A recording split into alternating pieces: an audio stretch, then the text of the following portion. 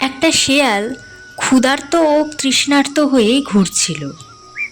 ঘুরতে ঘুরতে এক আঙুর খেতে সে ঢুকে পড়ল। সেই খেতে থোকা থোকা আঙুর দেখে তার ভারী লোভও হলো।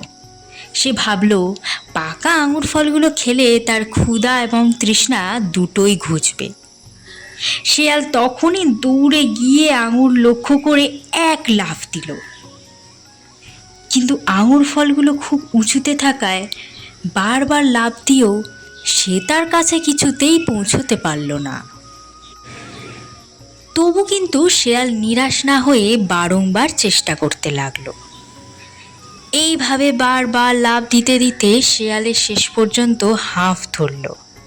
সারা শরীর প্রায় টনটন করতে লাগলো। ফলে তাকে হার মানতেই হলো। আর একটা শেয়াল দূরে দাঁড়িয়ে তাকে দেখছিল।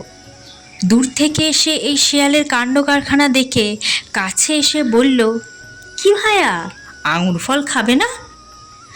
প্রথম শেয়ালটা ওর কথা শুনে ভাবল, নিজের দুর্বলতা অন্যের কাছে প্রকাশ করব কেন? কেন বলবো যে তা আমার সাধ্যের বাইরে? যেমন ভাবা তাই তেমন কাজ।